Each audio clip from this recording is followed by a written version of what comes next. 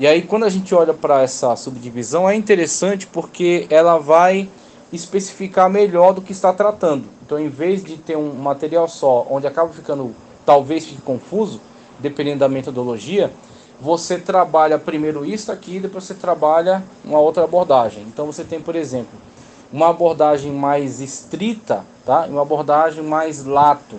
Então, num sentido mais lato, num sentido mais geral, você tem a questão da teologia incorporando todo o estudo acerca da divindade, tá?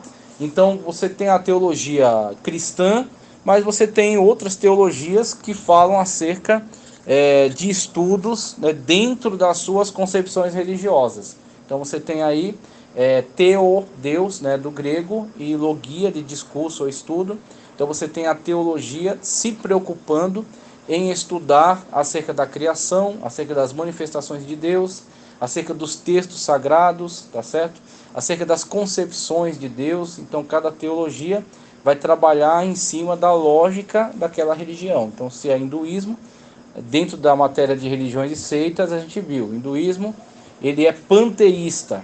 Então, o panteísmo diz, Deus não é uma pessoa, Deus é tudo, tudo é Deus, tudo está em Deus, tudo é uma emanação de Deus, tá? Que é o chamado Brahman. Então, o Brahman, ele permeia todas as coisas. E aí esse Deus impessoal, que permeia todo o universo, ele se manifesta pelos seus avatares. Aí você tem Shiva, que é a destruição, você tem Vishnu, que é o Deus da preservação, e você tem Brahma, que é o Deus da sabedoria, uma coisa assim. Então você tem essas manifestações, esses avatares de Deus.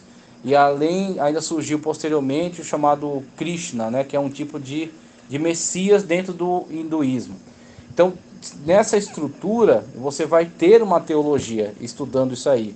Uma teologia que vai examinar os Upanishads, que são os livros sagrados, os Brahmanes, tá?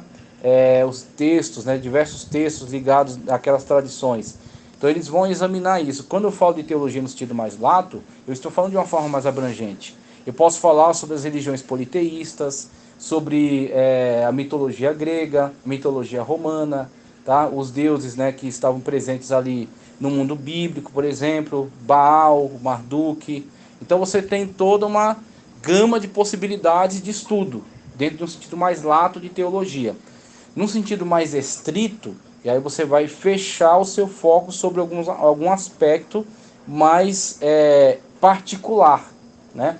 Algum aspecto mais específico. Então eu não estou falando de qualquer teologia, não estou falando de qualquer estudo acerca de Deus ou deuses, né? Mas eu estou falando de um estudo acerca do verdadeiro Deus. Então eu vou ter a teologia, e a gente vai ver diversas teologias que estão presentes dentro desse estudo, abordando cada uma por uma metodologia, tá? Então você tem diferentes teologias. E você tem teontologia, que inclusive foi um termo criado posteriormente para evitar a confusão que se faz. Por exemplo, numa grade curricular, você tem lá a matéria teologia. Alguém olha para isso e fala, ué, mas não estou estudando teologia? Quando eu estudo cristologia, pneumatologia, soteriologia, é teologia. Então como é que tem uma matéria chamada teologia? Causa essa confusão, né? Por quê? Porque mistura a grade inteira do estudo com uma matéria desta grade. E aí cunharam o termo teontologia. Então teontologia é para dizer, este estudo é acerca da pessoa de Deus, tá? Então como é que a Bíblia Sagrada fala acerca de Deus? Quem é Deus, tá? Deus quais são as manifestações de Deus? Aí vai envolver revelação geral da natureza, criação de Deus, revelação especial na Escritura, canonicidade do texto e tudo mais. Vai a natureza de Deus, atributos não comunicáveis. Aí vai Deus, ele é onipotente, onisciente, onipresente, tá certo? Todo poderoso. Então são atributos não comunicáveis. Nenhum homem se torna todo poderoso, porque só Deus é todo poderoso. Nenhum homem é onipresente. O homem está presente em um lugar, ocupa um determinado tempo, né, no lugar e o espaço. Então ele precisa estar em algum lugar e estar em um momento. Então o homem está limitado ao tempo e ao espaço. Deus não. Deus, ele rompe essa barreira do tempo e do espaço. Ele é eterno. Então ele, inclusive alguns até gostam de dizer que Deus não existe, Deus é. Então existir está preso dentro da questão da limitação, né, de tempo e espaço. E Deus está para além disso. Então só existe tudo isso porque Deus, ele criou a existência. Então ele é mais do que existir. Então quando você começa a olhar essas coisas, você vê que é necessário uma matéria que trate especificamente disso, né? Que a parte de todos os outros estudos, que também são importantes, se volte somente para a pessoa de Deus. Deus na sua natureza, Pai, Filho e Espírito Santo. O que é isso? Triunidade divina. A triunidade não está escrita na Bíblia enquanto termo, é um termo técnico, mas onipotência também não está escrito, e sabemos que Deus é onipotente. Pode falar, pode ir, aproveita. Nas nossas férias, quando a gente estava na casa dos pais dela, tiveram um grupo de pessoas, né, que são parentes, né? Sim. E aí eles seguem um caminho que é do unicismo, né? Essa é uma briga antiga. O unicismo. Querer questionar muito. Isso é. E geralmente são chatos demais, meu Deus do céu, eles não param. Eles começaram aí a gente, de alguma forma, tentou, né? Sim, eu sei. Mostrar pra eles, olha, não, que exatamente. Aqui, ó, existe o pai, o filho, cada um tem uma missão diferente. Exatamente. Mas eles meio que com uma ideia assim um pouco, digo nem pervertida, assim, mais distante, né, daquilo que a Bíblia fala. Aí depois eu até te perguntar, nesse sentido assim, quais textos em que faz vou te dizer um texto. Pois é, vou te dizer um texto que, assim, o unicismo é incoerência.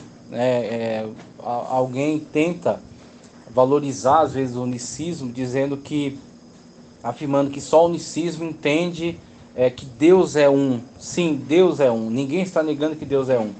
Mas Deus é um, mesmo aquele texto, né? Ouve, ó Israel, o Senhor é o teu Deus. Ele é um Deus, tá? Mesmo aquele texto que fala acerca de Deus ser um, se você se dedicar a estudar um pouquinho mais, não ficar no raso, no básico, e você procurar interagir com o original, que a Bíblia não foi escrita em português, você vai para o hebraico, tá? Lá o texto lá, né, que está presente no Pentateuco, acerca da unicidade de Deus, Deuteronômio, se não me engano, o termo, vamos lá, eu vou lembrar do termo, dando para especulação. Então, quando chegar no céu, a gente vai ver como vai ser no céu. A gente não sabe como vai ser no céu, porque nós não estamos lá. Para eles, o verso vai ter um, né? Onde que eles tiraram isso? Não, a gente expecta, na verdade, é a mesma, é a essência, né? Uma essência só. Pois é, são três pessoas e um só Deus, em essência. O problema é que eles já saíram da nossa igreja.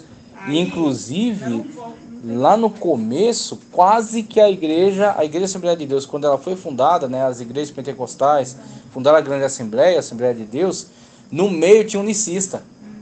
E deu um debate no começo da igreja. Teve caras que tiveram que ser expulsos porque queriam colocar o unicismo no começo da igreja Assembleia de Deus. Então é uma briga muito antiga que a Assembleia de Deus tem. Para você mostrar a incoerência do unicismo, é só você ir para a cena do batismo. A cena do batismo é impossível dentro do unicismo. Impossível. Por quê?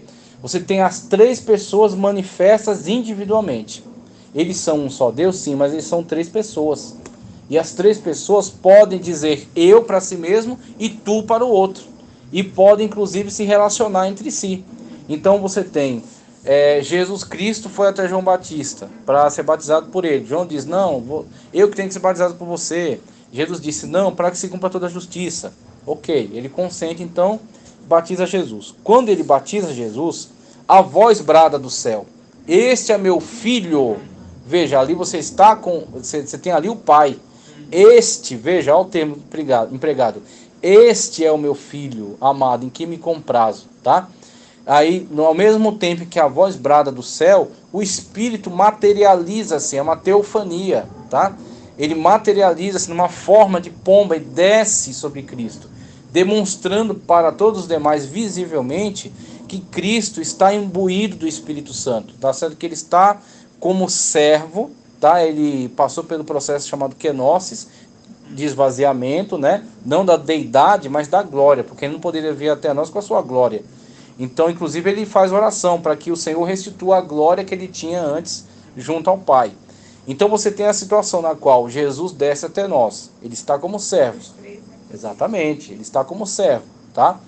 Pai brada do céu, o Espírito desce em forma corpórea de pomba. Jesus está saindo das águas. Três pessoas distintas. Exatamente. Só que pra eles, eu não acredito que é Porque quando a gente fala que é discípulo aí ele não e aceita. considera justamente esses discípulos, Então tem aí mais fala, de mas um. é um. Então tem mais de um Deus, Deus. eles falam. Eles Aí, entendem essa exatamente. questão Por que que eles fazem isso? Porque eles não querem, inclusive a Trindade nunca será entendida.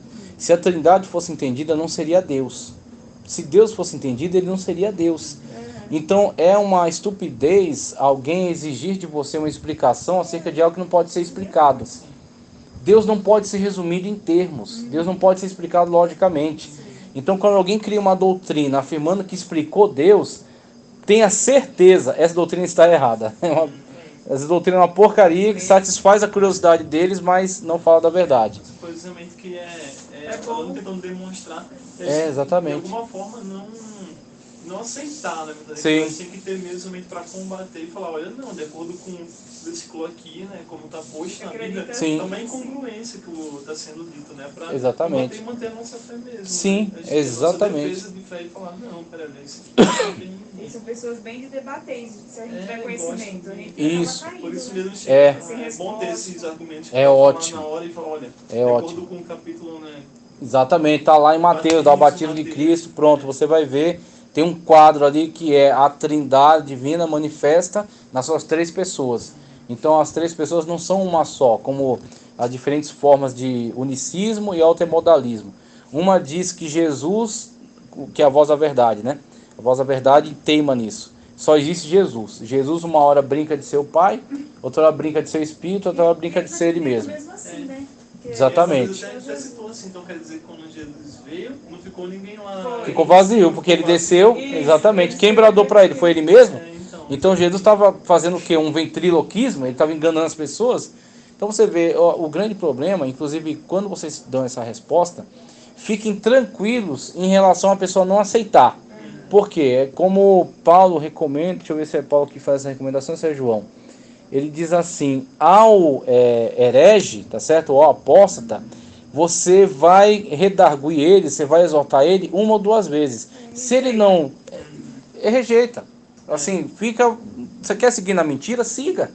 Você quer continuar no engano? Permaneça. Por quê? Não adianta você, não é nós que convencemos pessoas. Quem convence é o Espírito. Então o que a gente precisa fazer, que é o que vocês estão fazendo, é adquirindo conhecimento bíblico para ficar firme na verdade. Então se você está firme na verdade, a pessoa, ela tem o direito de não aceitar. É como você, a pessoa está se afogando, você fala, ó, tem uma boia. Ela fala, não, não quero, eu vou me afogar. Deixo aqui me debatendo, não quero. Tá bom, então fique aí, vá, se afogue, morra, porque eu estou te oferecendo salvação. Você está rejeitando? Estou em paz. Eu fiz, o seu sangue não cai sobre mim, porque eu fui atalaia na sua vida. Eu falei, tá aqui a palavra de Deus, mostrando. Assim, a gente ficou calado, né?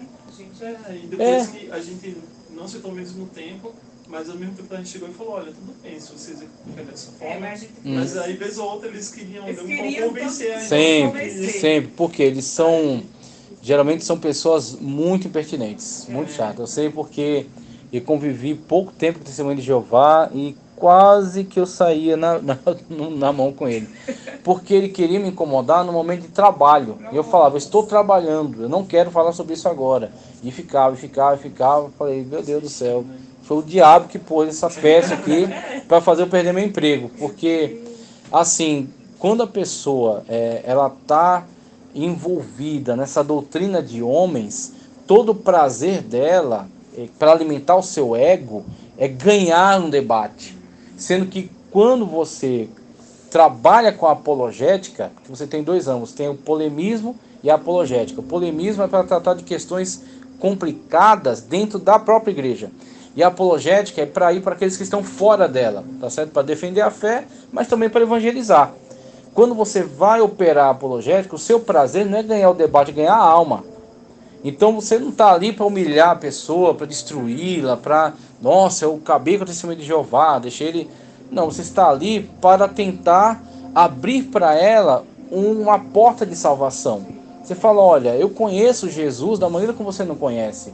Você chama Jesus de a primeira criação de Jeová, diz que Jesus não é Deus, diz que Jesus é um ser criado. Eu mostro para você Jesus Deus na minha vida. Eu conheço Jesus como Deus, eu sirvo como Deus. Então aí você está mostrando para ele, não, mas eu não aceito por causa disso, por causa daquilo, por causa daquilo. Tá bom, fique em paz. Não adianta que quem convence não é você, é o Espírito. Então o que você precisa fazer é mostra a verdade e fica tranquilo, tá certo? Em relação a isso aí, é normal mesmo. São geralmente essas pessoas. Essa desculpa ter falando um pouco essa Pode coisa, falar né? porque é para isso mesmo a aula. Foi tão É para recente, isso né, mesmo. que a a gente gente ficou passou na cabeça, e... Sim. sabe? Queremos tirar mais alguma Quando você falou na Trindade, a gente falou no Ótimo. aproveitar a oportunidade. Exatamente. Então a Trindade Divina é um mistério, tá? O termo Trindade foi um termo cunhado para sintetizar toda uma verdade bíblica. A Trindade está presente de Gênesis a Apocalipse. No princípio criou Deus os céus e a terra. Bereshit bara Elohim. Este Elohim é plural. Então Elohim é deuses. Só que bara é singular. Deuses, plural, criou, bara, singular. Então você vê, tá, está em singular, o criou. Então foi uma pessoa que criou, né? Foi um ser que criou. Mas Deus está em plural. Então esse plural, alguns vão dar desculpa. Não, é um plural majestático, é para dizer que Deus é importante, é isso, é aquilo. Por quê? Pessoas que não querem aceitar a verdade que está diante delas. A revelação é progressiva, como Pedro diz na carta dele, que a verdade é como a luz que ilumina até se tornar dia perfeito. Então lá no começo, houve um primeiro raio de luz, de iluminação acerca da verdade da triunidade divina. Só que esse raio de luz foi abrangendo até chegar em Cristo a revelação perfeita, quando o próprio Filho de Deus veio a nós. Jesus veio a nós como servo e Filipe disse, eu mostra-nos o Pai. E aí Jesus diz para ele, quem vê o Pai vê a mim. E em outro lugar ele diz, eu e o Pai somos um. Então você tem eu e o Pai. Então você tem eu, aqui está uma pessoa, o Pai, ali está outra pessoa, ainda tem o Espírito Santo também. Somos um. Veja, essa pessoa está aqui, aquela pessoa está ali. E ele diz que somos um. Como isso é possível? Somente é possível porque as pessoas são distintas, mas a essência é a mesma, tá? Então são três pessoas, mas uma só essência. É uma unidade composta, tá? Errad, a palavra veio na minha cabeça. Hebraico errad, o termo é errad, tá? E-R-R-A-D mudo. Errad. Então o termo errad é Israel, né? Quando diz Israel, o Senhor é o teu Deus, o Senhor é errad, o Senhor é um. Esse um, quando você pega ele no seu uso comum em Gênesis, ele foi usado lá quando fala acerca do homem e a mulher serem errados, serem um. Então são dois. Fisicamente, corporeamente, são dois. Mas Deus o vê como um, porque estão unidos. Então são uma unidade composta. Assim também Deus é uma unidade composta. Deus é Pai, Filho e Espírito Santo. Agora, me explica, inclusive alguns, até vi o Paulo Romero nessa discussão, falando, olha, alguns até apresentam o argumento de que é contra a lógica matemática, porque se você tentar entender matematicamente essa questão de três serem um, e aí ele fala, não, a matemática também está conosco, porque 1 vezes 1, tá certo? Dá 1 mesmo. Você tem 1 vezes 1 vezes 1, você tem 3 vezes 1, mas continua sendo 1. E muitas coisas tem em três partes, né? Tem três dimensões. A gente vê no mundo tridimensional, e os estados físicos, né? Sólido, Legal. então, tem três, né? Tudo, se for ver de uma maneira assim bem simplificada, geralmente são três. É uma mensagem É de uma Deus. mensagem, Exatamente. mensagem. E você está me falando disso aí, eu estou me lembrando quando eu li a Trindade de Agostinho. Eu recomendo. É assim, tem um momento que fica meio chato. É um livro extraordinário. A Trindade, de Santo Agostinho. Santo Agostinho era católico, mas era um grande teólogo. Então, foi um dos maiores teólogos da cristandade ocidental. Então, assim, os reformadores usaram muito de Agostinho. Calvino, Armínio, Lutero, usaram muito de Agostinho. E eu meti a cara e li a Trindade. Tem um certo momento que fica maçante, mas quando você faz uma força e vai até o final, você vê o que Agostinho fez. Ele pegou a revelação da Trindade em diversos lugares da natureza, tá? O corpo é corpo, alma e espírito, o homem. Aí fala mente, consciência e razão, e por aí vai. Ele analisa manifestações da Trindade, da Trindade Divina em outros lugares. Inclusive vou aproveitar a questão para trazer também outro ponto aqui. Triunidade ou trindade, né, que a gente aplica. Inclusive uns gostam de usar mais triunidade, com foco na unidade, tá? só existe uma. Por quê? Eu já ouvi alguns irmãos cometerem esse equívoco de falar, não, a trindade egípcia. A trindade egípcia que é Ísis, Osíris e Sete, coisa assim. Não a trindade de outras religiões que tem por aí, porque apresentam, né, como três, né, esses deuses pagãos: Shiva, Vishnu e Brahma, tá? E vai, todos essas manifestações são tríades, tá? Porque elas não têm a característica fundamental da triunidade, do compartilhamento de essência. A trindade, mesmo sendo três pessoas, eles são uma essência, sendo um Deus, uma unidade composta. Todas as tríades são três pessoas, cada uma trabalhando em conjunto, mas não constituindo um ser, um só ser. Eles são sempre três deuses que trabalham conjuntamente, tá? Não existe trindade fora da trindade. Só existe trindade em Deus, que é Pai, Filho e Espírito Santo. O resto é tríade, tá? Falando mais especificamente sobre a teologia, o que eu queria ressaltar aqui? Como introdução à teologia, eu acredito que o mais relevante é mostrar que existem diferentes abordagens para o estudo da teologia. Então, você, por exemplo, aqui na obra, né, da Teologia Moody, esse manual de teologia, que eu achei extraordinário quando eu vi, ele aborda a teologia bíblica na primeira parte, depois ele parte para a chamada teologia sistemática, depois ele aborda a teologia histórica, teologia dogmática, e ele vai falar um pouco sobre as teologias contemporâneas, tá? Na teologia bíblica, ele vai abordar o quê? Como é que a teologia bíblica se estrutura, tá? A teologia bíblica, o bom dela é que ela é subordinada à Sagrada Escritura, tá? Ela é subordinada à estrutura do texto. Inclusive ele aborda aqui, ó, teologia edênica, noética, patriarcal, mosaica, monárquica, na época da monarquia israelita, profética, aí vai para a teologia do Novo Testamento. Como é que ele subdivide? Sinóticos, 4 primeiros livros, né, evangelhos, aliás, três primeiros, porque João não é sinótico. Atos, Tiago, teologia de Paulo, teologia dos Hebreus, teologia de Pedro e Judas e teologia de João ao final, né, fora dos sinóticos.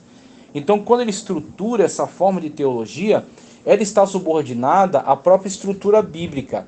E ela vai analisar cada um desses grupos, tá? E encontrar dentro deles o que é fundamental. E vai organizar dentro de cada grupo tudo aquilo que é abordado dentro dos textos, tá? Então, por isso que ele faz questão de fazer essa subdivisão, para que dentro dessa divisão ele investigue o que tem de mais relevante ali, o que ele pode nos fornecer enquanto informação, que ao final será concatenado. Você vai trabalhar todas as informações de uma forma conjunta. Então, como é que Deus tratou na época de Noé? O que o texto diz acerca dessa época? Quais foram os eventos importantes? Qual foi o comportamento de Noé? O que é um referencial para a nossa vida? Um referencial positivo, negativo? Então você vai investigar. Eu acredito que, falando em teologia bíblica, a gente pode observar a teologia bíblica em ação quando você compra um comentário bíblico. Então você tem excelentes comentários bíblicos. Você tem, por exemplo, de Champlin, que analisa a Bíblia versículo a versículo. O problema é que Champlin é universalista. Então você tem que se tomar uma vacina, né? Você tem que se precaver. Ele acredita que no final todo mundo vai ser salvo, até Satanás vai ser salvo. Então ele tem essa visão um tanto, né, distorcida. A Bíblia Sagrada não dá respaldo para isso. Mas tirando esse deslize, a obra dele é muito recomendada, tá? Então muitos adquirem. Eu estou tentando adquirir ainda. Eu comprei já Enciclopédia de Bíblia, Teologia e Filosofia dele. Então essa obra consegui, comprei. Agora o comentário eu ainda estou ali correndo atrás para comprar. É mais de R$1.000, porque são 5, 6 livros para o antigo, mais para o novo. Então é uma obra colossal. Uma vez, mas foi digital mesmo. Digital, né? Eu já vi. Eu não gostei porque é muito grande, então você se perde naquilo ali. Eu gosto mais do livro físico mesmo, que fica ali, você vai, abre um, abre outro. Então é uma obra muito importante. O que você vê? Ele vai, para cada uma das abordagens, vai ter uma introdução, esboço, né? Vai ter temas principais, aí vai analisando os textos. Eu acho que é o único que eu vi analisar versículo a versículo. Todos os demais analisam um grupo de textos. Então, os demais comentários bíblicos, como é que eles funcionam? Eles pegam a chamada perícope. A perícope é, olha, o assunto começou aqui e termina aqui, independentemente do versículo. Inclusive é uma coisa que eu falo em hermenêutica. Esqueça capítulos e versículos, eles não existem. Capítulos e versículos é tipo o buscador do Google. Você quer encontrar receita de pamonha. Você não quer saber como é que o Google acha isso, quer saber da receita. Quando a receita vem, você usa. Ah, mas como é que o Google tem um algoritmo que ele pesquisa pela língua, levando em consideração, tá? Não me importa, isso é problema do Google. Eu quero saber da receita. Assim também é capítulo e versículo, é buscador. Aquele negócio foi montado e muitos deles quebram a perícope no meio, tá? Por quê? Porque o cara que estava criando, ele já criou uma coisa colossal, que é pôr capítulos e versículos na Bíblia. Agora ele não tinha como ter tanta especificidade para respeitar as perícopes. Então o que ele faz? Ele vai dividindo, vai cortando. Alguns até zoando falam assim: os versículos foram divididos numa pessoa que estava andando a cavalo. Porque cada galope ele põe um versículo, cada galope ele põe um versículo. Então os versículos, não adianta você pegar muita pessoa de seita fazendo isso. Não, porque no versículo tal diz isso. Não, querido, não adianta você pegar o versículo. O versículo é uma coisa artificial. Você tem que pegar contexto. Exatamente, contexto próximo, distante. É o Elias Soares diz, né? Texto fora do contexto gera pretexto. Pronto, aquilo ali é maravilhoso. Que eles faziam lá, pegavam um versículo e falavam, mas vamos ver o contexto. Matou. Exatamente, eles então, querem ir no versículo. Exatamente. Exatamente. Ele quer passar, na verdade, qual a mensagem. Sim, aí, exatamente. Você fala isso, ele fica... Aí já desestabiliza. Por quê? Porque aí você está chamando ele para entender o texto. Não é para ficar pegando versículo em cima de versículo.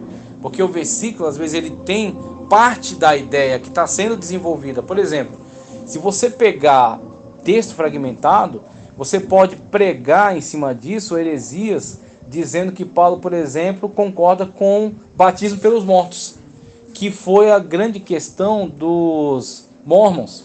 Os mormons até hoje fazem. Muitas pessoas se convertem no mormonismo por causa da promessa de que eles vão se batizar pelos entes falecidos e resgatar eles do inferno. Por quê? Em cima de texto isolado. Porque Paulo está desenvolvendo uma argumentação. Qual a argumentação? Acerca da ressurreição. Paulo está dizendo, olha, se não existe ressurreição, nós somos pregadores de mentira, o evangelho é falso e vocês estão mortos nos seus pecados. Perde todo sentido tudo que estamos fazendo aqui, se não houver ressurreição. Inclusive ele usa como elemento de provocação. Ele fala assim: se não existe ressurreição, o que farão aqueles que se batizam pelos mortos?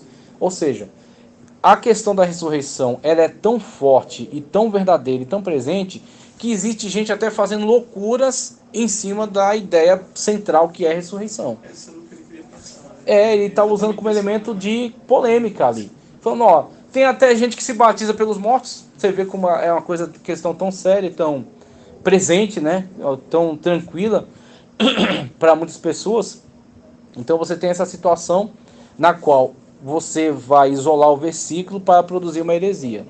Como é que você combate isso? Você examinando o contexto. E o contexto, ele tem muito a ver com a perícope. A perícope é o trecho do texto bíblico onde você tem uma ideia que tem começo, meio e fim. Pronto, aí você tem uma perícope. Ah, não, mas passa para outro capítulo. Não importa, não tem problema. Não, mas tem 2, 3 capítulos. Não tem problema, é a perícope. Então, muitos comentários bíblicos trabalham com a perícope. Pegando ali, ó, começo, meio e fim daquela ideia, o cara vai comentando, elaborando um texto e abre um parênteses e coloca, aqui está relacionado ao versículo 5, aqui está o 6, aqui está o 7, solto no meio do texto, porque ali ele vai defender uma determinada interpretação para aquele trecho, para aquela perícope. Então acredito que a teologia bíblica, você vê ela atuante de uma forma muito forte nessa produção literária, dentro das grandes comentários bíblicos. Você tem Matthew Henry, Bacon, o Champlin que eu falei, o Wisby também é muito bom. Então tem vários comentários que vão trabalhar muito essa teologia bíblica, pegar todos os textos bíblicos subordinados a ele e trabalhando tudo que há dentro deles, né, dando informações de contexto, personagens, doutrinas importantes, fatos relevantes, contextualizando com outros eventos e trazendo toda uma explicação.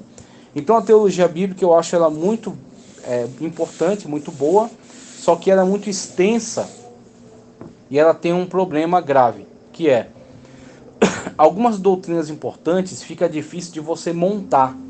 Porque você começou a analisar Gênesis, aí você começou aquela perícope acerca da criação do homem e da mulher. Dentro daquela perícope você tem algumas doutrinas ali. Você tem, por exemplo, ramartiologia, você tem antropologia, você tem soteriologia, tudo presente naquela perícope. Só que você vai analisar, você não vai conseguir dar o devido destaque para cada uma delas. Então você vai falar um pouco acerca delas e vai ficar solto ali.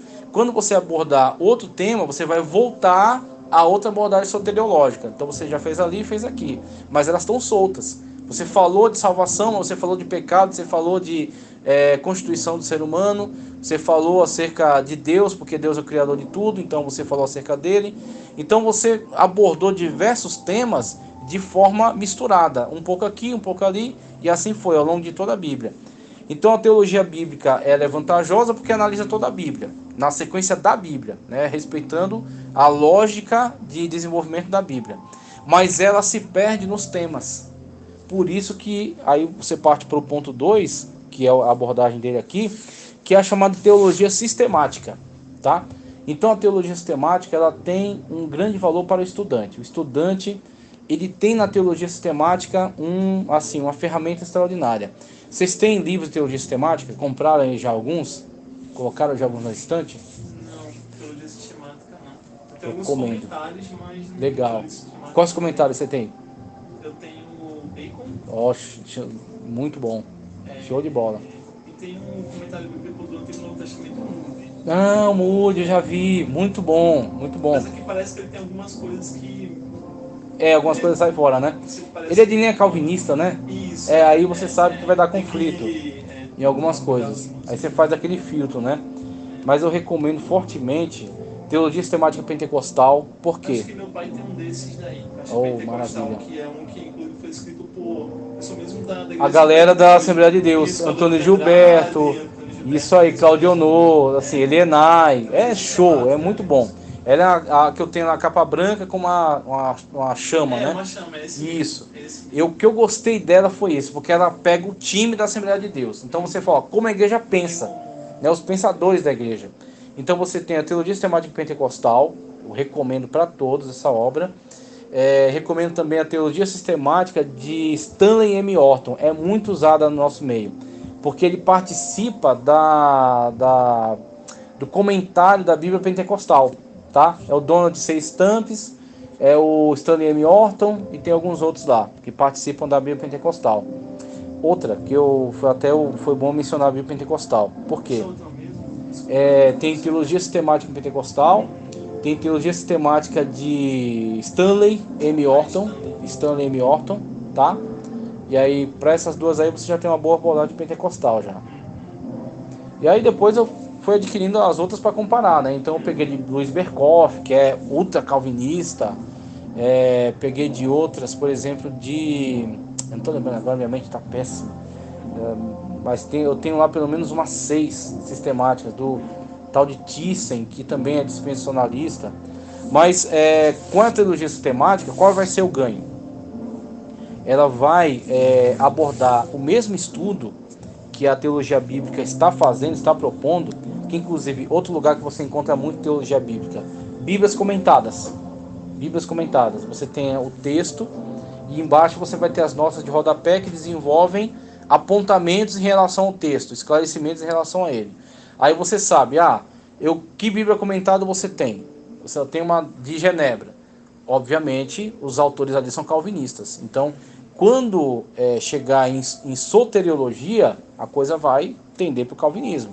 E, inclusive até pneumatologia, porque muitos deles são cessacionistas. Entende que hoje não existe mais manifestações de línguas estranhas, nem de milagres, nem de sobrenatural. Eles entendem que a palavra de Deus é o suficiente. Então são cessacionistas.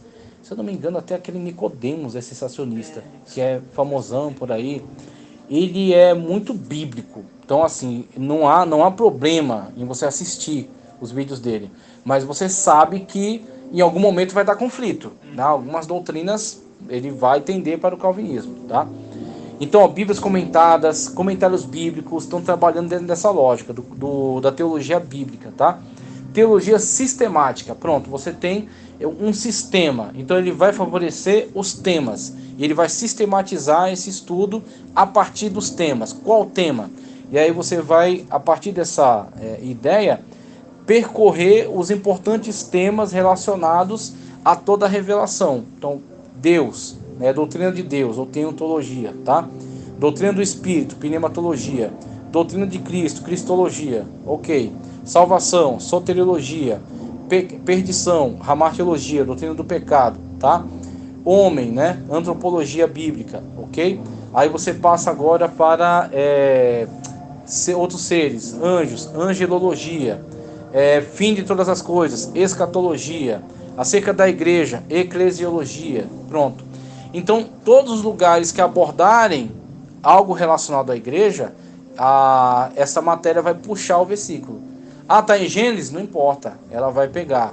Tá em Êxodo? Tudo bem, tá? Ela vai puxar pelo tema. Uma vai puxar pelo texto, outra vai puxar pelo tema. E aí, puxando pelo tema, tudo aquilo que você viu espalhado no texto, você vê organizado aqui. Então você vê a dinâmica, né, a cinese entre elas. Uma pega, por isso que o pessoal olha assim, a biblioteca da pessoa que quer pesquisar mais, tal, sem mentira. Na minha biblioteca eu devo ter mais de 700 livros, tá? Por quê? É o que eu amo, é o que eu gosto. Você vai ler? Nem se eu reencarnasse 2 vezes eu ia ler aqueles livros todos. Então as pessoas, nossa, você já leu tudo? Óbvio que não, eu não posso mentir, dizer que eu leio nem 50% daquilo lá. Mas, por exemplo, precisei dar aula hoje, ó. Esse livro eu estou ensaiando para ler, não sei quando é que eu vou ler. Mas eu pego o índice, aí eu vou aqui, pronto, vi aqui, Teologia da Libertação, fui lá, li. Pego outra coisa, pronto, vou lá e leio. Pesquisa. Aí você vai utilizando, vai pesquisando, vai montando, tal. Preciso de um trabalho tal. Aí eu vou, tenho isso aqui, tem isso aqui, tem isso aqui, coloco na mesa, vou. É a chamada bagunça organizada, né? A minha esposa fala, por favor, não toque aí. Parece um caos, mas na verdade está seguindo uma ordem lógica, né, do que eu vou precisar. Então, aí você coloca tudo ali, não, vou citar um pouco daqui, um pouco dali, porque você vai construindo, vai montando. Então, nessa dinâmica de introdução à teologia, eu acredito que o mais importante é isso. Você tem os recursos, tá? Comentário bíblico, teologia bíblica, vai percorrer o texto. Você tem outro recurso, teologia sistemática, vou pelo tema. E aí, pelo tema, vou encerrar, né, ou encerrar não, mas eu vou ficar seguro em relação à salvação.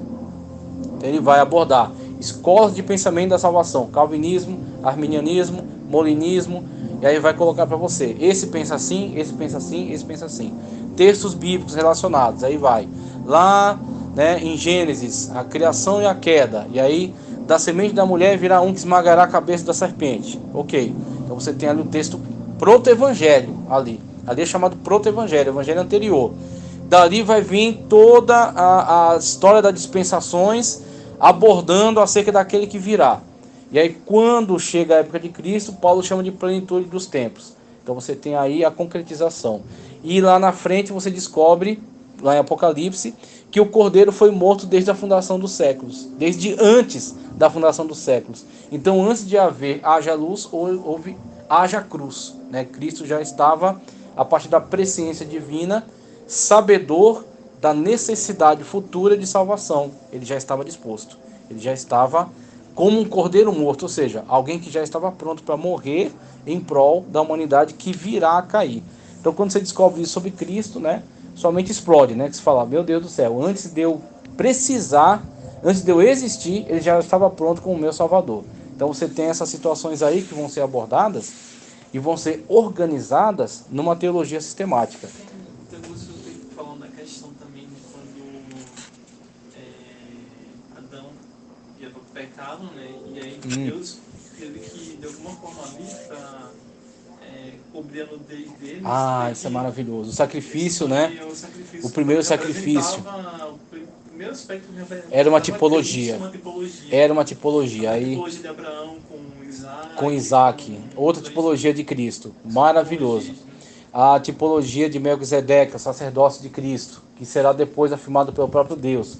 Tu és meu filho e hoje te constituí sacerdote conforme a ordem de Melquisedeque. Então você tem outra tipologia de Cristo. Então você vai vendo as tipologias, elas são um evento, primeiro, elas são um evento literal, aconteceram, tá? Mas além de ser um evento literal, era uma representação de uma coisa maior que virá. E aí, futuramente, virá quem? O antítipo, aquele que concretiza nele mesmo aquilo que foi representado lá atrás. Então, Deus, no ato de punição, Deus puniu Adão: do suor do teu rosto comerás o teu pão, né? Eva, com dores dará a luz. Os dois expulsos do jardim, né? Tirados para a terra de onde Deus havia os tomado. O jardim fechado, né? A espada flamejante, o querubim que fecharam, né? O jardim.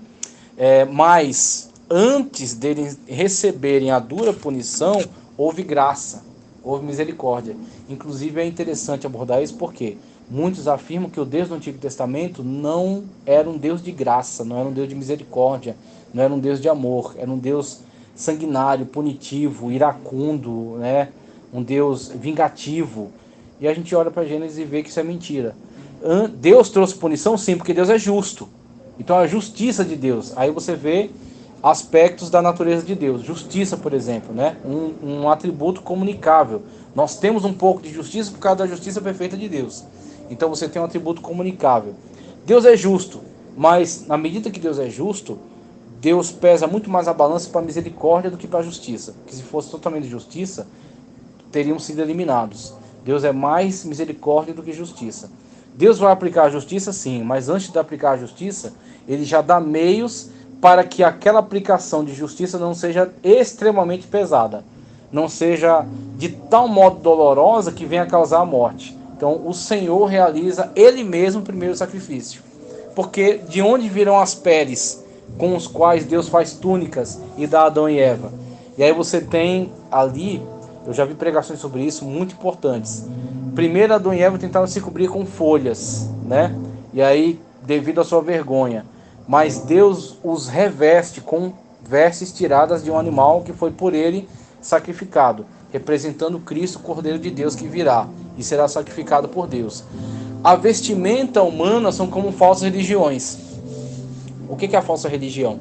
É o tentativo do religare, né? Religião, religare. É quando um homem por si mesmo tenta se religar com Deus, através de diversos rituais. Aí o Moloque diz que tem que sacrificar a criança. O Baal diz que tem que fazer curso de fertilidade. Diversos outros deuses, por exemplo, os astecas, faziam sacrifícios terrivelmente sangrentos, onde arrancavam o coração do inimigo. Inclusive o pessoal que critica muito os espanhóis deveriam avisar que quem incentivou muitos espanhóis a destruir com a civilização asteca foram as outras civilizações indígenas, que estavam ali e constantemente eram atacadas pelos astecas, que pegavam eles para realizar sacrifícios humanos, onde eles arrancavam o coração da pessoa, tá? Então essas mesmas sociedades meio que pressionaram os espanhóis: vai para cima deles, mata eles, por favor, que eles são gente terrível, terrivelmente cruel. Então você tem essa situação dessas diferentes manifestações, né, desses deuses, e com essas manifestações você vê o contraste, né? Você vê o contraste com a revelação acerca do verdadeiro Deus, acerca da verdadeira adoração. Então quando você olha para esses aspectos, você começa a entender o porquê é fundamental você ter esta forma mais sistematizada de compreensão, porque com isso você consegue pegar os temas que estavam espalhados e organizar como se fosse uma pasta mental mesmo. Você tem a pastinha aqui, sobre salvação, sobre Cristo, sobre Deus, sobre o Espírito, e aí você organiza tudo isso. Então esse é o valor da teologia bíblica, da teologia sistemática. Aí a teologia sistemática, ela não cobre todas as possibilidades de estudo. Então você terá, para além da teologia sistemática, você terá a chamada teologia histórica, tá? A teologia histórica vai analisar o quê? É uma perspectiva bíblica da história, tá? Então a história vai acontecendo e produzindo evidências. E o que acontece? Muitas religiões, elas são fundadas em cima de mitologias. Você tem algumas religiosidades indígenas, orientais, tá? O hinduísmo mesmo que eu mencionei. eles são fundamentados, eles não têm nenhum constrangimento em deixar isso claro, que eles têm mitos, e esses mitos são a fundação da sua religião, são o pressuposto básico. Então, os cultos místicos egípcios também tinham mitos fundadores. Então, onde eles dizem que o Deus tal emergiu das águas e criou essa cidade. Ou Deus tal, que era um animal que encarnava o Deus verdadeiro, encarnava um Deus espiritual, era o fundador dessa sociedade. Então você tem diversos tipos de manifestações que não se preocupam em estar em conciliação com a história. Eles simplesmente apresentam o seu mito fundador e em cima dele vão construindo toda uma base da sua religiosidade. Agora, a Sagrada Escritura e a revelação de Deus contrastam com isso. Por quê?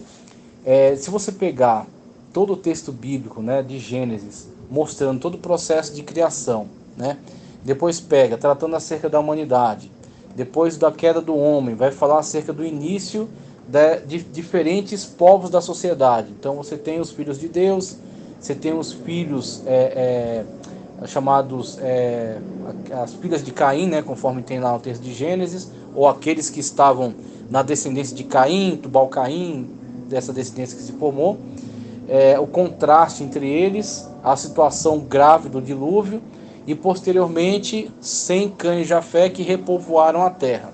Depois desses trechos você vai ter meio que uma genealogia das nações, onde fala, olha, a partir de Jafé surgiram tais nações que povoaram tais lugares. A partir de Cã, ou Ram, como diz no hebraico, você tem Canaã, você tem Put, Cush, Lud, né, que povoaram o norte da África, leste ali da Palestina, tal. A partir de Sem, né, você tem aí outros povos também que povoaram ali a região do Oriente Médio. Então a Bíblia Sagrada, desde a sua primeira expressão, ela se mostra histórica. Por isso uma teologia da história é relevante. Por quê? Porque a Bíblia Sagrada, ela se afirma histórica, mesmo que ela não se afirme científica. Porque quando se diz científico, você está se submetendo aos critérios, tá, empíricos, né, racionalistas, critérios que vão analisar todos aqueles elementos que dizem respeito ao material. E a Bíblia Sagrada extrapola, ela tem elementos sobrenatural. Ela fala acerca de um Deus sobrenatural que criou todas as coisas. Ela fala acerca de milagre. Ela fala acerca de intervenção divina. Então a Bíblia Sagrada não cabe no escopo, tá? Então quando o pessoal tenta colocar um conflito, a Bíblia Sagrada é anticientífica? Não. A Bíblia Sagrada utiliza-se muito de informações que podem ser verificadas pela ciência, que podem ser verificadas por diversas áreas. A arqueologia está aí como uma das ciências que mais contribui para o conhecimento bíblico. Inclusive, muitas escolas críticas da Bíblia Sagrada, muita teologia liberal, crítica à Bíblia, construiu teorias com falta de evidências.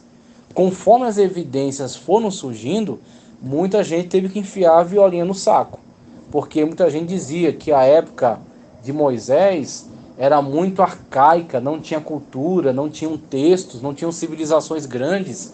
Aí começaram a desenterrar civilização hitita, que eles nem faziam ideia de que existia, tá? Eles diziam que aquelas narrativas bíblicas sobre a Síria era fábula. Aí foi lá um padre chamado Paul Emily Botta, começou a viajar ali pelo que antes era o Iraque, né? Pelo que é o Iraque atualmente. Começou a viajar por ali, acho que em Khorsabad. Ele tinha a grana, tinha lá uma sociedade bíblica atrás dele, financiando. Ele contratou uns mamelucos ali, uns árabes lá, meio pobre. Falou, bom, vamos começar a escavar esse negócio aí. Ele começou a escavar. Eles viam o quê? O chamado tel. O que é tel? Tel é uma pequena montanhazinha artificial, né? É um tel. Você tem uma pequena elevaçãozinha na terra. Quando você vai olhar, você vê que aquilo está totalmente remexido. Você fala, esse negócio aqui não é antigo. Aí o cara fala, não, vamos ver o que tem aqui. Aí começa a escavar. Do que começa a escavar, o cara começa a achar pedaços de argila com cuneiforme. Eu vou mostrar pra vocês depois. Uns negócios que é uns desenhos, parece uns triângulos, uns quadrados. É o tipo de escrita antiga deles. Tabuazinhas cheias desse negócio aí. Inclusive, tem relatos de casas, de aldeias inteiras que foram construídas com esse negócio. Ia ver a casa do povo, meu Deus do céu, todos os tijolos cheios de escrita cuneiforme.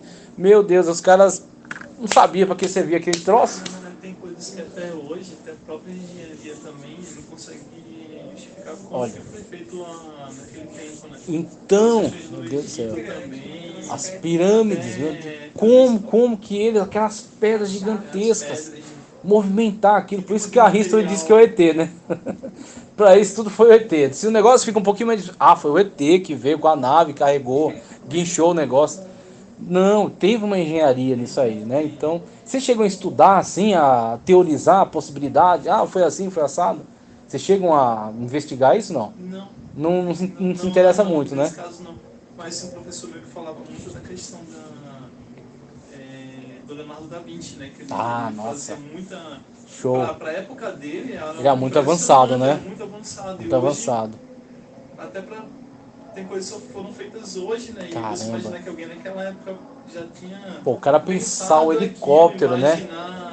Uma ideia, né, pro helicóptero. Voando, assim, né? Impressionante. Um negócio muito não tinha os meios para realizar, né? Mas o cara já era visionário, né? Exatamente, na época dele. O cara é um profeta praticamente, né? Da tecnologia. Coisas, né, realmente que É show, é show. Muito bom. mesmo.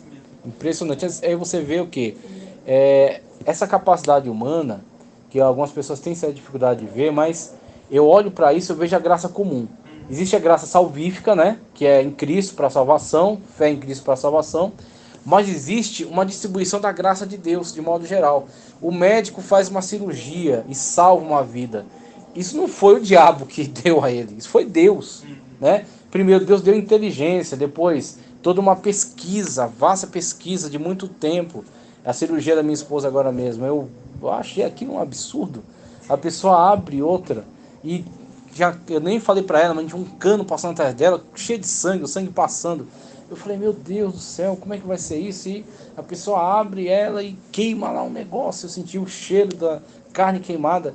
Daqui a pouco, quando terminou tudo, eu passei costurada e tal. Eu falei, como é que alguém tem a coragem de abrir um ser humano, tirar outro de dentro, costurar, ligar os vasos lá, tudo direitinho? Eu falei, só pode ser Deus, né? A mente que Deus criou, que Deus deu a capacidade para estudar e chegar nesse nível, né? E é que, inclusive, muitas vezes eu tenho essa mesma impressão que nós éramos inteligentes há muito tempo atrás. Né? Sim, pois é. O contato com, digamos, não mesmo, contato com Deus, né? O contato com Deus, quando Deus vinha dialogar com ele na viração do dia, pois é. É uma coisa assim impressionante. Então, o que se perdeu, na verdade, quando deve ter dado uma boa, né, baixada, devido até o choque que ele teve de ter perdido aquilo que ele tinha. Então, mas mesmo assim, acredito que o que ele passou para o seu filho, quando você vê Sete, passou a invocar o nome do Senhor, ele teve um motivo para isso, para ele começar a invocar a Deus. Com certeza Adão talvez tenha falado, olha, vocês não viram isso, mas eu conversava com Deus. Deus vinha até mim na sua glória, e eu podia vê-lo face a face, conversar com ele, e falarmos acerca disso, acerca daquilo. Acredito eu que Sete, ouvindo essa conversa de Adão, fala, não, eu quero adorar esse Deus, eu quero ter contato maior com esse Deus. Então você começa a ver algumas coisas que a teologia, a Bíblia, né, a Sagrada Escritura nos dá alguns indícios, e você só imagina, né, o que pode ter por trás disso. Então a teologia histórica é relevante por quê? Porque nossa religião é histórica. Nossa religião não é mitológica, não é uma fábula, não é um devaneio, é uma revelação histórica. É uma interação entre o sobrenatural e o natural, o material.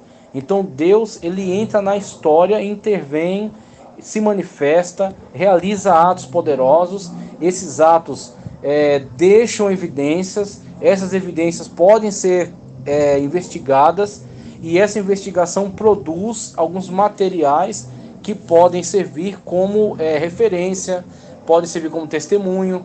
Você vê, Deus era tão importante, levava tão a sério essa questão do testemunho histórico, que não sei se vocês perceberam, naquela narrativa na qual Josué assume a liderança, Deus interrompe o fluxo do Jordão. Então você tem, as águas são represadas aqui, e aqui seca, né? Eles passam pelo leito seco do Rio Jordão, para posteriormente lutar contra Jericó. Aí Deus dá ordem para Josué, tá certo?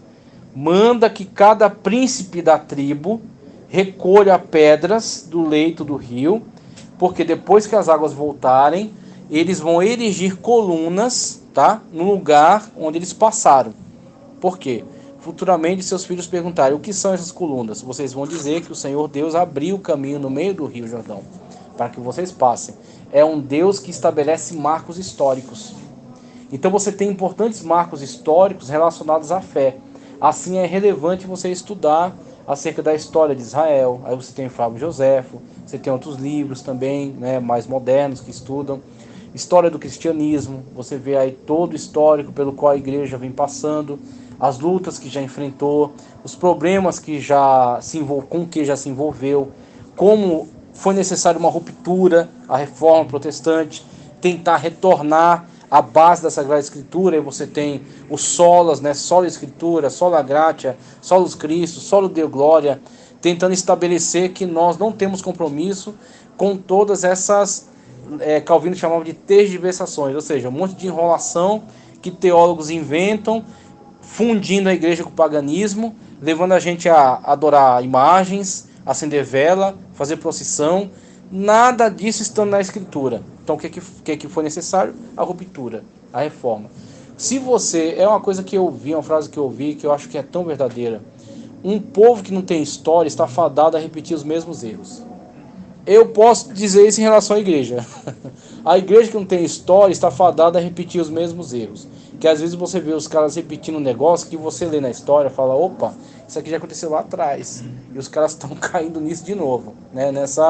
De novo, repetindo esse erro, repetindo esse mal. E aí você começa a ver que é necessário você ter esse conteúdo para que você possa alertar. Você possa falar: olha, isso que eles estão fazendo já aconteceu. Já tomaram esse caminho, já quebraram a cara fazendo isso. Então vamos refletir melhor e nos posicionar de outra maneira, tá? Você, por exemplo, não estou entrando aqui em questões políticas, mas eu digo, a igreja tem que tomar cuidado no seu envolvimento com a política. Tem que tomar cuidado. A igreja, ela é constituída de cidadãos que têm direitos, que votam, que pagam seus impostos. Então tem que se expressar também politicamente. Mas eu digo para vocês, independentemente de qualquer bandeira política, a igreja, ela precisa priorizar as suas demandas, tá? Então eu como cidadão sou livre, posso me expressar politicamente, devo e tal. Mas como igreja, integrante de uma igreja, eu digo para vocês: Jesus ama petista, bolsonarista, pissolista, qualquer bandeira que você apresentar. Todos eles são pecadores e todos eles precisam de salvação. Então, votei em fulano de tal, mas o outro cara ali, ele também é uma alma, ele também precisa de salvação. Então o que eu vou fazer? Eu tenho que rasgar todas essas bandeiras aí e eu tenho que me aproximar dele como o reino de Deus. Eu tenho que superar essas divisões políticas e me aproximar dele como o reino de Deus, como integrante do reino de Deus. Falando: olha, independentemente se votou nesse, se votou naquele, o que me importa é Cristo. Como Paulo disse, não quis saber outra coisa entre vós senão Cristo e esse crucificado, tá? Quando você começa a analisar isso aí numa teologia histórica, você vê que a igreja já caiu em certos erros de extrema aproximação política. Por exemplo, a Alemanha nazista, que eu acredito que é o tema mais, chocante. No começo, Hitler, ele entendeu o mecanismo para chegar ao poder. Ele sabia que ele precisava manipular algumas áreas para que ele pudesse ter espaço. Quando ele chegasse ao poder, aí ele fazia deles o que quisesse. Mas primeiro, ele precisa do apoio de certos grupos, né? Então ele tenta uma primeira vez, não consegue, tenta uma segunda, até que ele vai transformando o nazismo num tipo de movimento milenarista, messianista.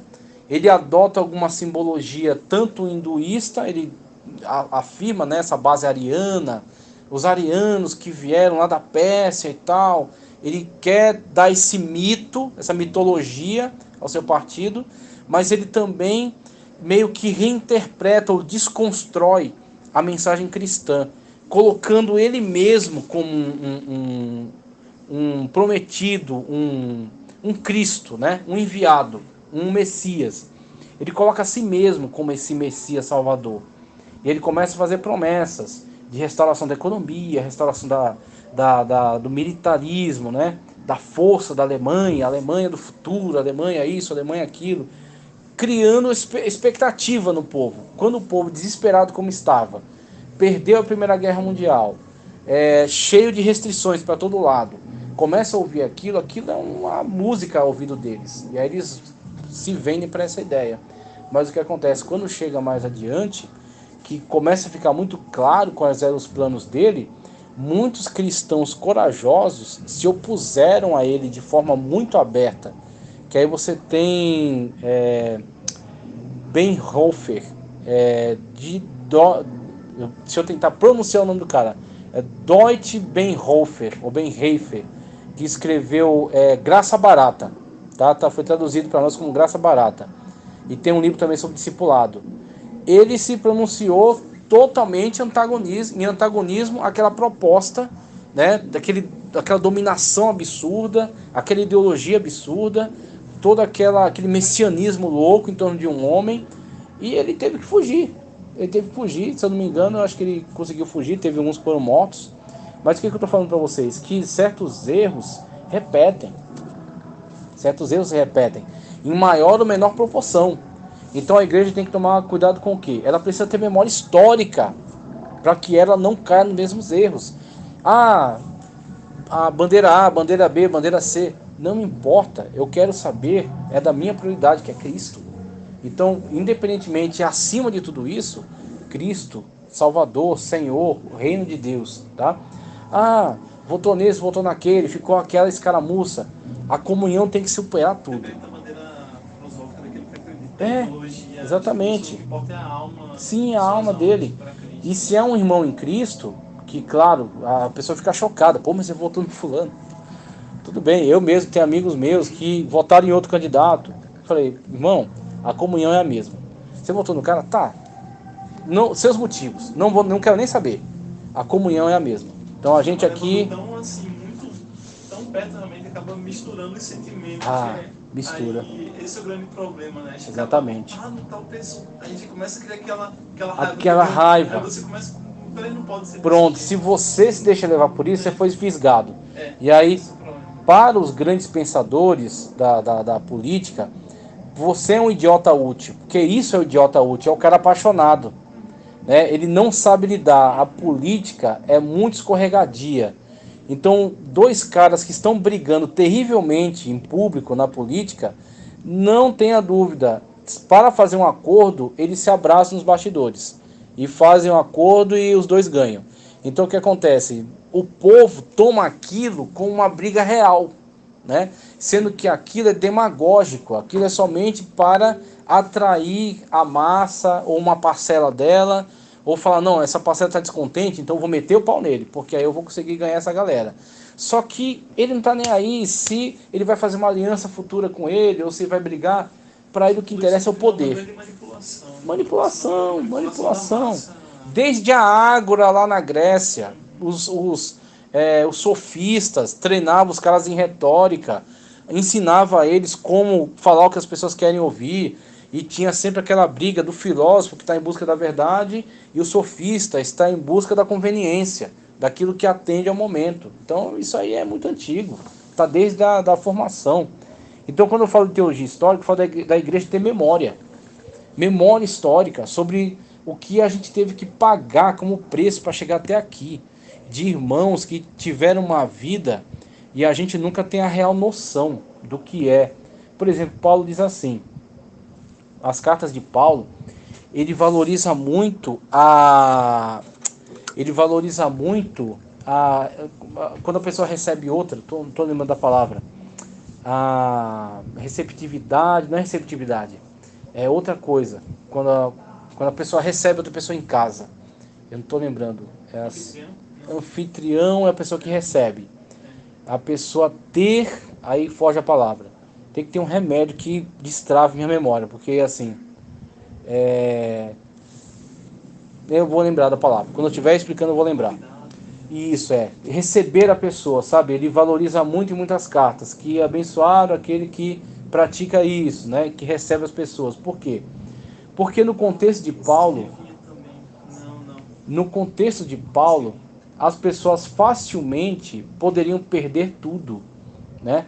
Quando estourava uma perseguição e o exército entrava numa aldeia, numa vila, para perseguir os cristãos, a pessoa tinha que se deslocar com a roupa do corpo, pegar sua família e vazar. Por isso que Paulo fala, quem puder ficar solteiro, como eu, fique, mas quem não puder, se case, né? Por que ele recomenda ficar solteiro? Porque uma pessoa solteira cuida de si mesma e é totalmente dedicada para a igreja. Mas a pessoa casada, como ele mesmo disse, tem que se dedicar à sua família. Então, a partir daí, você vai ter que zelar pela sua família num mundo de perseguição. Num mundo onde o cristão não era nem um cidadão, porque era uma religião proibida, né? Para os romanos. Então, o que acontece? O cristão, em qualquer lugar onde ele chegava, ele era o alvo de perseguição. Por isso que ele cultuava em catacumbas, junto com um monte de gente morta. Ele se enfiava nas catacumbas para poder realizar um culto. Eles buscavam lugares ermos. Inclusive Justino, que foi um dos grandes apologistas da igreja, um dos primeiros inclusive, ele escreveu uma carta para o imperador, desfazendo várias mentiras que contavam sobre os cristãos, chamando eles de antropófago. Por quê? Porque o texto diz, comer da minha carne e beber do meu sangue. E aí eles iam para lugares ermos, distantes, isolados, para realizar uma Santa Ceia, e algumas pessoas mal intencionadas ouviam falar disso. Ah, Jesus falou comer da minha carne e beber do meu sangue. Aí o que eles criavam? Qual é a mentira? Ah, eles devem sequestrar a criança, levar para um lugar distante, comer ela, comer a carne e beber o sangue, é o sacrifício deles. E aí, nisso, causava o quê? Causava escândalo, causava medo, terror, né? Na mente das pessoas que mandavam perseguir os cristãos. Não, tem que matá-los, porque eles são antropófagos, eles comem carne, eles bebem sangue. E aí Justino escreve defendendo, falando, não, isso aqui é uma linguagem metafórica, falando acerca da comunhão no corpo de Cristo, com o sangue do Novo Testamento, que foi derramado por nós e tudo mais. Então ele tem que justificar. E tudo isso é o quê? É o preço que a gente pagou para chegar até aqui. Então quando a gente tem essa noção, a gente sabe valorizar o que é ser igreja. A gente sabe qual o preço que a gente pagou para ser igreja, né? A gente não aceita que a igreja seja misturada com outras coisas que são inferiores a ela, né? A política é uma coisa humana. Ela é importante, não estou dizendo que ela não é importante, ela é. Mas a igreja é reino de Deus. A igreja não pode se rebaixar à política. Não pode mesmo, não deve. A igreja tem que estar acima disso. A comunhão tem que estar acima disso. A nossa missão tem que estar acima disso. Nós não podemos ficar envolvidos com esse tipo de manipulação. Essas guerras, essas brigas políticas, de forma alguma.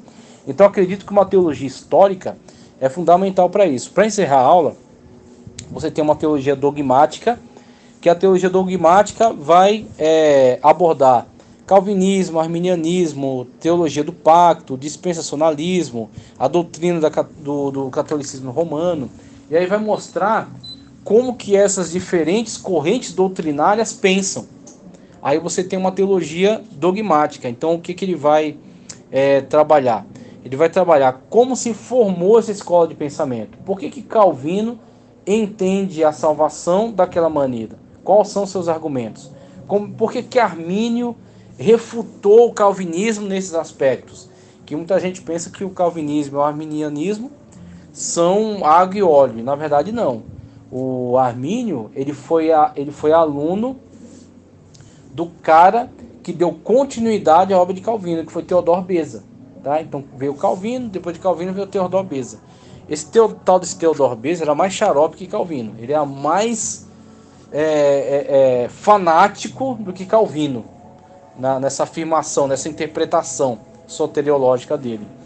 E mesmo assim Teodor Beza escreve uma carta elogiando Armínio. Existe essa carta, existe guardada no lugar, recomendando Armínio como um importante ministro da fé, para que fosse remunerado, fosse empregado, né, e fosse remunerado como ministro.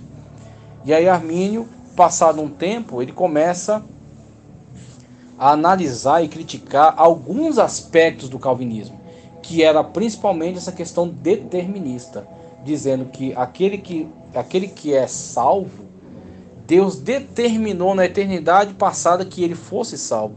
Aqueles que são condenados, Deus determinou na eternidade passada que eles são condenados. Então, eles são apenas joguetes, são marionetes nas mãos de um Deus que determina de antemão quem será salvo e quem será condenado, antes deles existirem. Então Arminio disse, isso aqui não é bíblico, tá? Então isso aqui não se sustenta olhando para aspectos como a presciência divina, tá certo? Como a possibilidade, tá certo, da chamada graça preveniente, que convence o homem do pecado, do juízo do juízo, através do Espírito Santo. Então esse convencimento não faria nenhum sentido. Juízo final não faria nenhum sentido. Por quê? Ninguém tem escolha. Se ninguém tem escolha, não tem juízo final. Você simplesmente diz, você para o céu, você para o inferno. Você para o céu, você para o inferno. E acabou-se.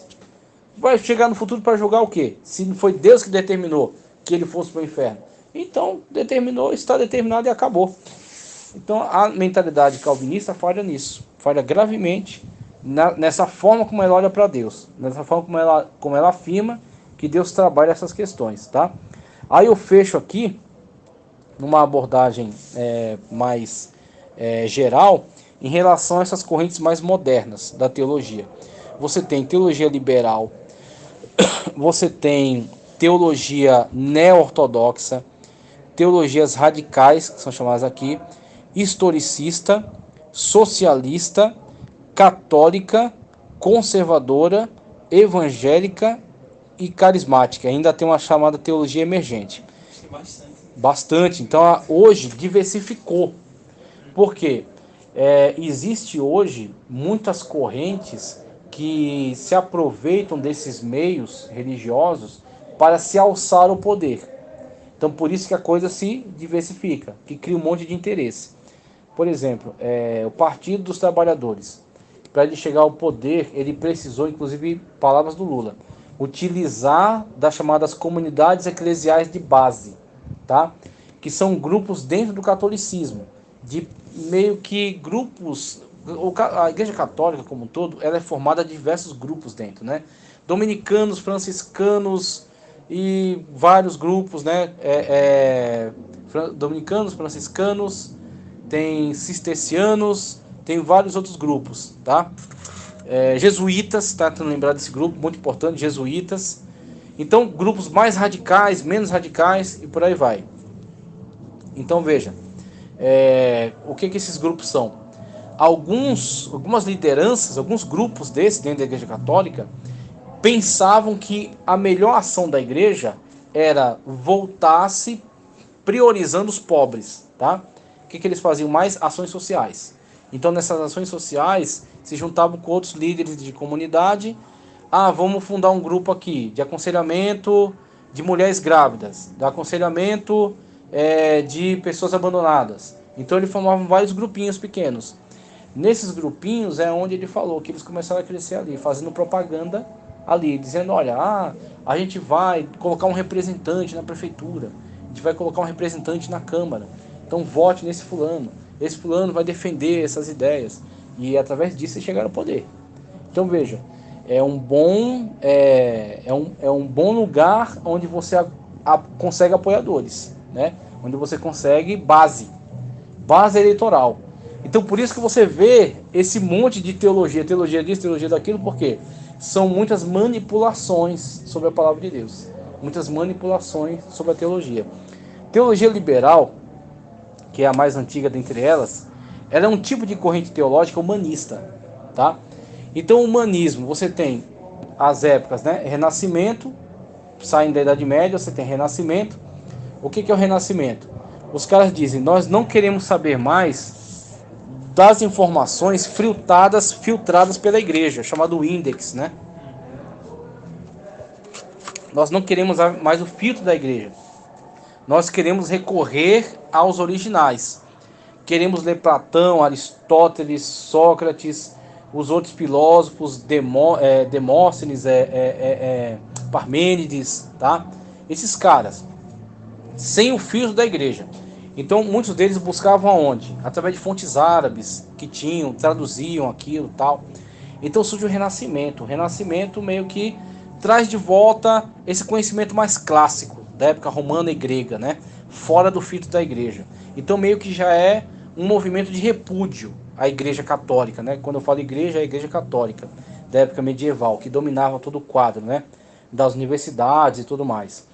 Então surge primeiro o Renascimento, depois o Humanismo. Então os caras começam a ler esses autores fora do domínio da igreja e começam a colocar o homem no centro do seu interesse. Então o humanismo é antropocêntrico, né?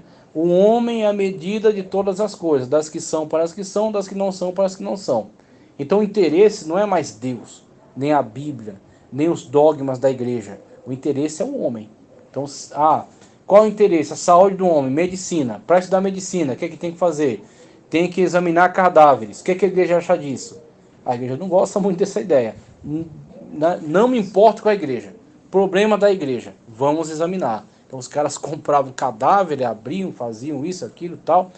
Seria hipocrisia da minha parte dizer que nós não nos beneficiamos disso. Nós, de fato, nos beneficiamos. Só que para a ciência avançar e chegar até aqui, ela teve que fazer coisas que nós nos escandalizaríamos terrivelmente, tá?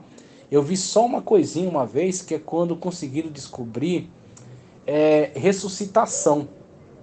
No que eles conseguiram entender que aplicando choque na pessoa, muitas das vezes conseguia uma ressuscitação, isso virou um show de horrores. Então, claro que sempre tem malandro no meio.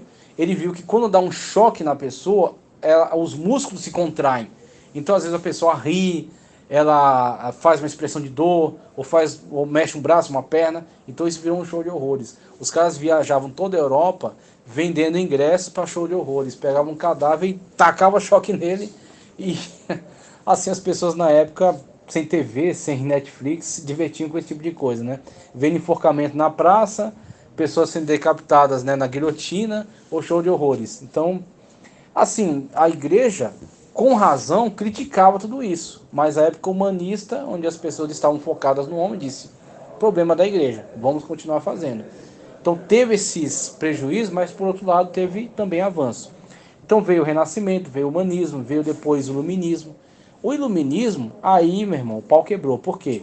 O iluminista, ele entende que ele é a luz para a sociedade. Essa que é a grande coisa do iluminista, de John Locke, tá?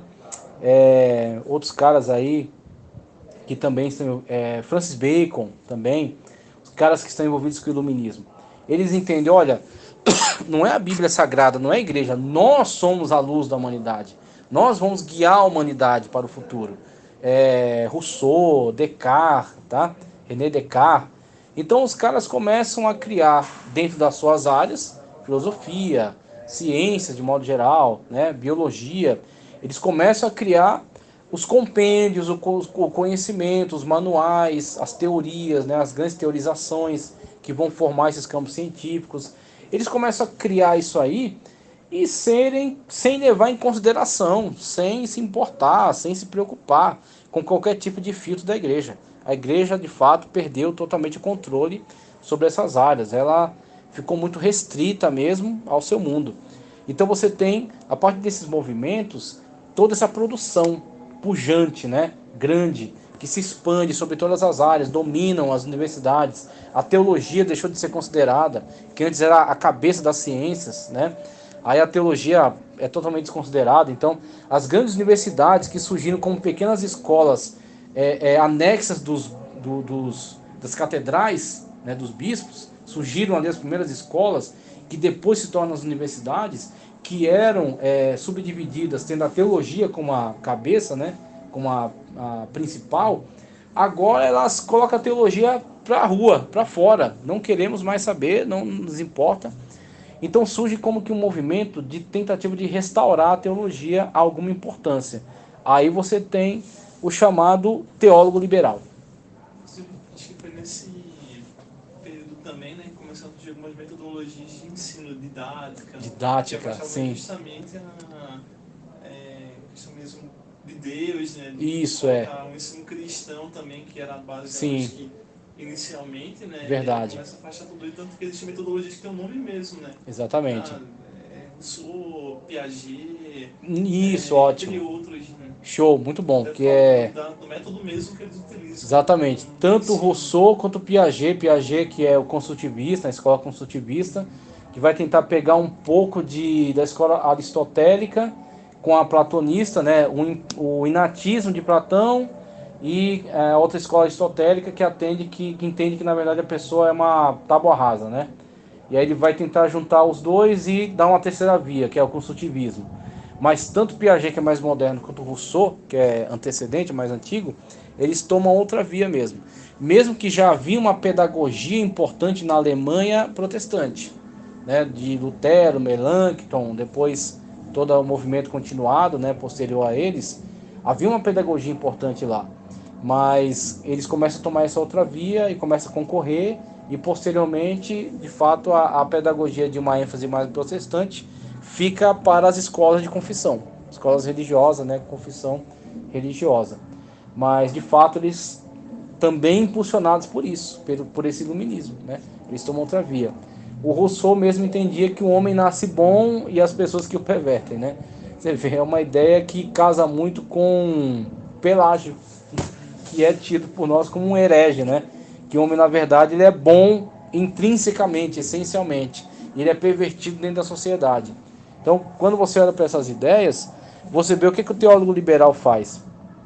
Ele tenta devolver alguma, na sua concepção de vida, né? Ele tenta devolver alguma relevância à teologia. Como? Submetendo a teologia ao crivo, tá certo? Do empirismo, né? Do racionalismo, dessas correntes de pensamento. Fala, olha, aí surge Bultmann. Bultmann vai pela chamada desmitologização. O porquê desmitologização? Porque tudo aquilo que a Bíblia diz sobre milagre é mito. Por que é mito, Bultmann? Porque tudo aquilo que não pode ser provado cientificamente é mitológico. Então é nessa lógica que eles trabalham. Por isso que, assim, durante muito tempo, as igrejas, elas não recomendavam teologia. Rapaz, o tempo já se foi. Eles não recomendavam teologia. Aleluia, glória a Deus. E é o que acontece. Porque as pessoas até criticam, nossos pastores não recomendavam fazer teologia e tal. Eu digo para vocês, eu entendo. Por que não? Eu entendo. Durante muito tempo, nós não tínhamos uma teologia evangélica, tá? Evangelical, uma teologia bíblica, uma teologia que eles chamam fundamentalista, que busca os fundamentos na Sagrada Escritura, tá? Nós tínhamos uma teologia de base liberal, que é a teologia que veio para cá através de Mackenzie, através de outras instituições importantes. Ah, você está falando mal do Mackenzie? Não.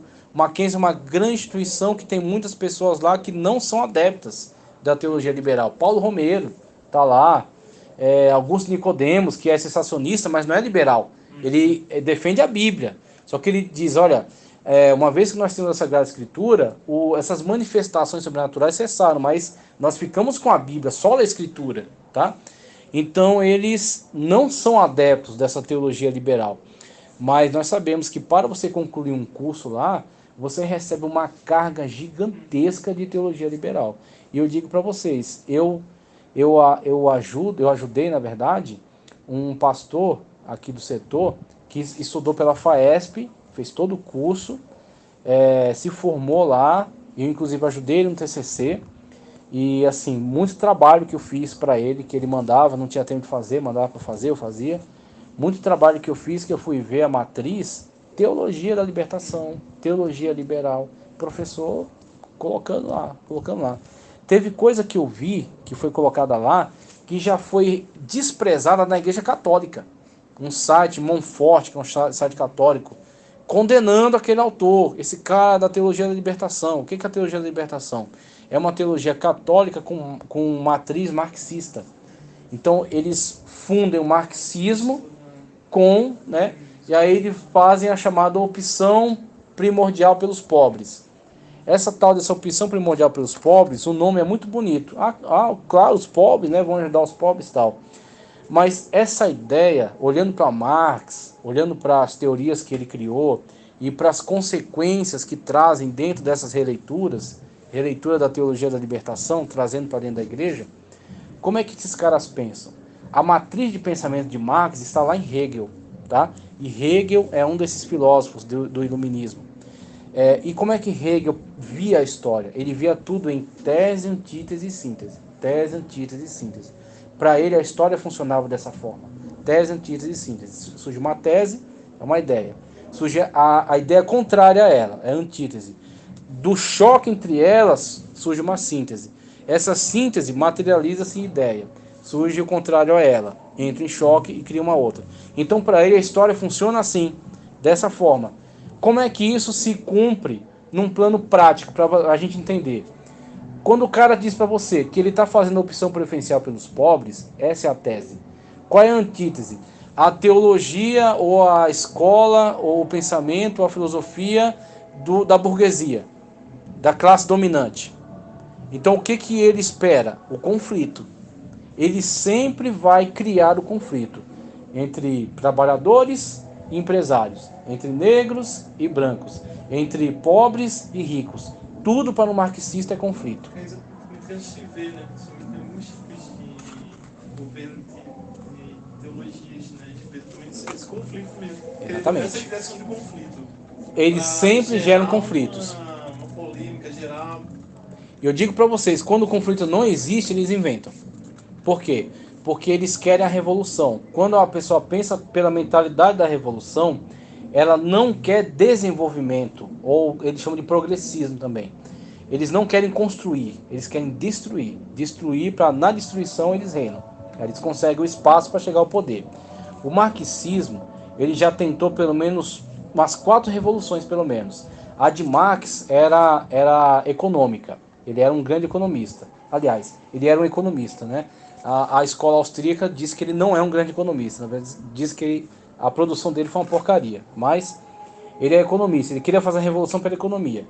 Lenin era das armas. Queria fazer a revolução, né, violenta, pelas armas. Trotsky já era internacionalista. Ele queria quebrar a consciência de nacionalidade. Ele queria internacionalizar a coisa. Então tem as internacionais. Globalização e a quebra da soberania. Globalização. Inclusive, quando teve a fundação da ONU, a maior parte da contribuição para a Constituição da ONU é comunista. E há quem diga que a ONU, na verdade, veio para quebrar justamente a soberania das nações. A soberania das nações, exatamente. É basicamente a plataforma do anticristo, é a base do... Show, maravilhoso. O pretexto deles é esse. O pretexto dele é o quê? Eliminar as guerras. Mas com isso, você quebra todas as resistências e um partido único se chega ao poder. Exatamente essa jogada. E a outra é a de Gramsci. A de Gramsci é chamada marxismo cultural. Gramsci viu. Pela economia não foi. Pelas armas também não. Deu certo na Rússia, mas só lá. Os outros não quiseram saber disso. Internacionalizando também está muito lento, não está acontecendo. O que é que a gente vai fazer? Revolução cultural. Então, em vez de você ficar guerreando, brigando, dando tiro, tomando tiro, coloque pessoas chaves nos lugares certos. Na música, aí vai Caetano, tá? O Gil, o outro. Pega as músicas dos caras, sempre tem um viés comunista, criticando o capitalismo, criticando isso, criticando aquilo. Pega na arte, né? Pega na engenharia, Niemeyer, né? Pega em outras áreas, né? Na política, você tem todo esse quadro político aí. Pega na escola e academias, então, meu irmão, aí esquece. Por quê? Eu virei comunista na 8ª série, através de uma professora. A professora só faltou dizer que Marx é o super-homem. Porque assim, ela pintou, não a revolução que foi por causa dos injustiçados, dos pobres, da monarquia, abusava de uma forma... A monarquia abusa? Sim, abusa. Mas quando chegou os líderes comunistas, a coisa não era só abuso, a coisa era assassinato em massa. Eles matavam pessoas como se fossem insetos, sei lá. Então você tem aquele livro negro do comunismo, para você ter uma ideia da carnificina que eles causaram. Os líderes comunistas são os que mataram mais gente em toda a história. Então quando você olha para isso, você fala, uma porcaria dessa funciona? Isso pode ser bom em algum momento, em algum lugar? Obviamente que não. Então quando você olha uma teologia que funde marxismo e cristianismo, você fala, ou esse cara não é cristão, ou esse cara não é marxista. Por quê? É água e óleo. Não vai dar certo, meu irmão. Esse negócio não vai se conciliar nunca. Como até a questão das fontes mesmo, né? As fontes foram completamente sendo modificadas. Então, até a estrutura mesmo de ensino tem fontes completamente voltadas para esse lado. E a gente recusa o outro lado. Eu tô vendo... Há um esforço sobrenatural da parte de alguns para realmente excluir esse Exatamente. lado da história. Mas é muito difícil. Inclusive, eu tenho visto meu filho, a forma como ele dá certas opiniões sobre alguns fatos históricos. Eu sei, olha, tem um professor comunista fazendo a cabeça dele, que é onde eu já pretendo pegar depois alguns filmes e tal, porque você falando, às vezes a pessoa fala, não, meu pai, né, ele quer me puxar para outro lado, tal, ele é da igreja, então eu vou fazer o quê? Vou pegar uma terceira via. Fala, ó, vamos assistir esse filme aqui, vou pegar uma coisa do Brasil Paralelo, tal, vou colocar lá para ver se dá um contraponto. Porque os caras em cima, e eles pegam só um lado, exatamente, eles pegam a pessoa na formação.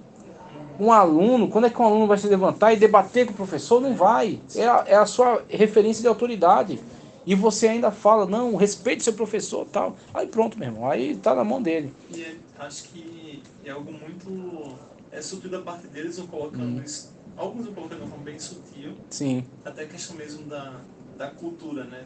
Existem coisas que são sutis que a gente nem percebe, mas também em termos de frequência, sim. de luzes, né? De coisas que a gente muitas vezes não que passa, né, despercebido, mas que atinge a subconsciência, né? Exatamente, e ter a sensibilidade até mesmo de entender algumas coisas que você está colocando. Sim. Ah, meu filho está falando isso, então ter a sensibilidade de entender que, opa, tem alguém que está querendo fazer a cabeça dele com doutrinas, né? Exatamente. Isso é algo muito... Ele começou a falar beneficamente de Jango, e começou a falar e criticando a marcha da família com Deus. Eu falei, opa, eu sei quem está aí. Eu sei qual é a voz que está falando aí. Quem tem esse interesse de destruir a imagem da marcha da família com Deus e valorizar o governo de João Goulart. Lá eu sei quem é. E aí eu falo, ó, vou ter que colocar algum contraponto aí. Saber argumentar contra isso é mais importante ainda, né? Exatamente. Ter sensibilidade e poder chegar e falar, olha, peraí, eu vou... Teologia também é isso. Teologia também é isso. É você perceber as ideias que estão permeando a igreja e você colocar um contraponto a isso. Falar, olha, isso que você está colocando, na verdade, é assim, tá? Consultar a história, mostrar a verdade, apontar. Então, com isso, você vai fazer o quê? Proteger a mente das pessoas. Proteger de influências nocivas, influências malignas, influências destruidoras. Essa teologia da libertação, ela tem uma versão evangélica. Chama-se Teologia da Missão. A teologia da missão é uma releitura da teologia da libertação que está entrando no meio dos evangélicos. Você tem alguns representantes aí que, assim, qual é a dificuldade? A fala deles é muito disfarçada, é muito sutil. Eles não falam nada abertamente. Então, em algum momento, você vai pegar alguma coisa. Quando ele coloca, por exemplo, ouvindo a 105, tem um cara, eu não vou lembrar o nome dele agora, mas eu sei que o viés dele é voltado para essa teologia da missão, que é um braço da teologia da libertação. Porque quando chegou o Natal, ele fez questão de colocar assim, uma frase dele, olha, vocês viram o dano que o capitalismo faz, que o cara ser tão específico, no sentido de tentar condenar uma matriz econômica, atribuindo a ela determinados males da sociedade.